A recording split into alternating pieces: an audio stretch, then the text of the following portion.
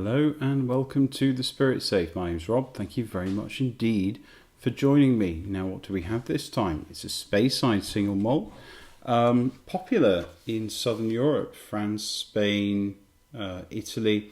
It's the Knockando 12-year-old. I don't know whether this is in UK supermarkets. You might find it in Sainsbury's or Asda or whatever occasionally, but it's not as common as, say, as the Singleton range or anything like that. But it's popular in Europe.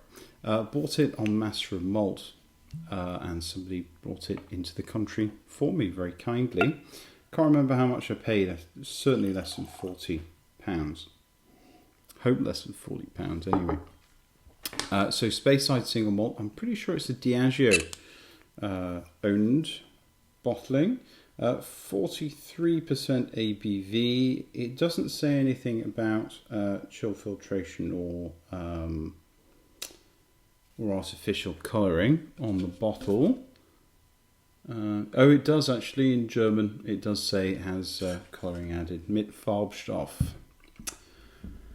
What can we say about it? It's very classic get up on the packaging. This brownish tube doesn't really break the mould at all. Knockando, not to be confused with Anok or Knockdo.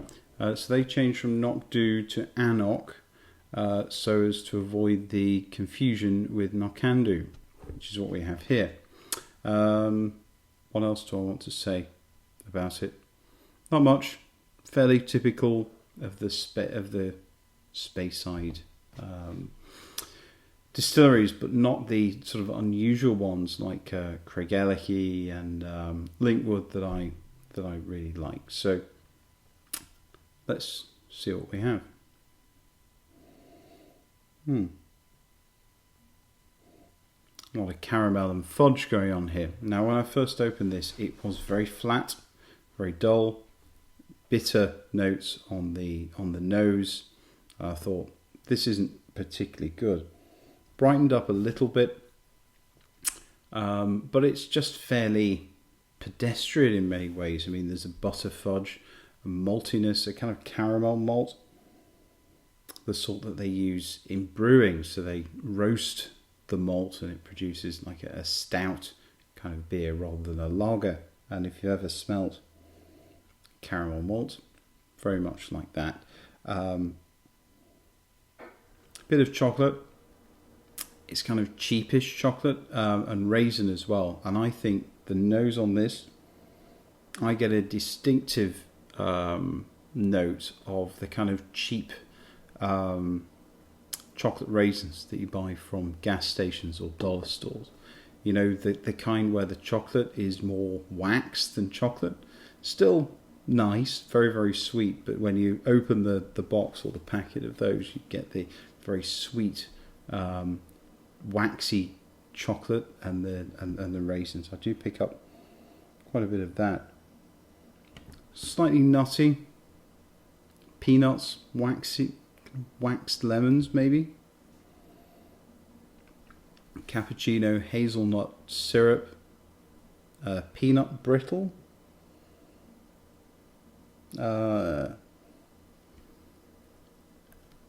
apple, but almost an apple flavoured cleaning product or something, like a perfume apple, an artificial apple note. There was a very strong sulphury, rubbery rubber band ball note on the nose, which has gone a little bit. There's a ginger ale perfume.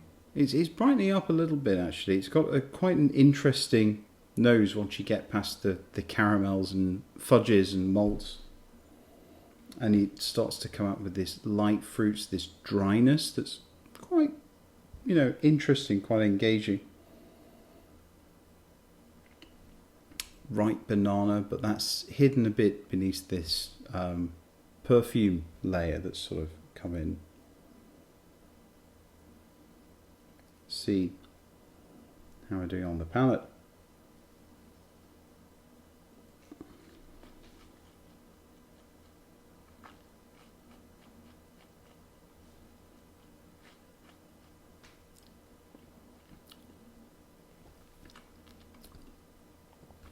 ripe banana, nutty. Starts off a bit thin, bulks up a little bit while it's on the palate, and then thin again.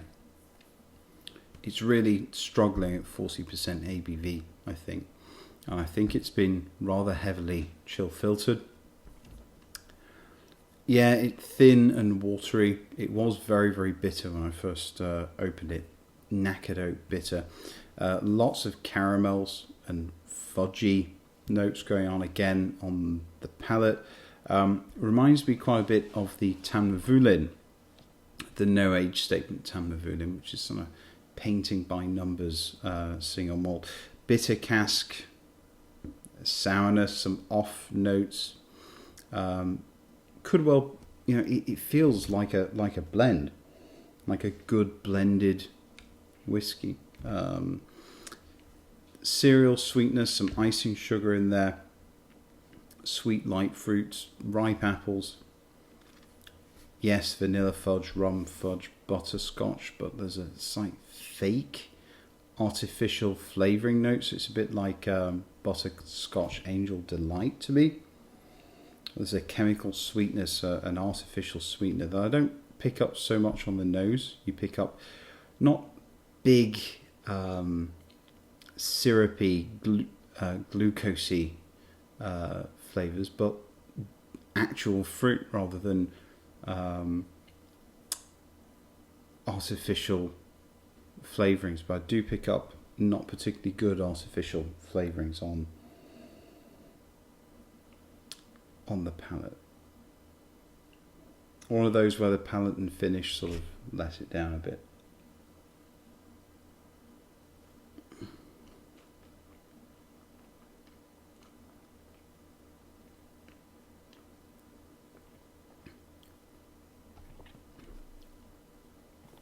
Again, actually a bit more robust on the palate there.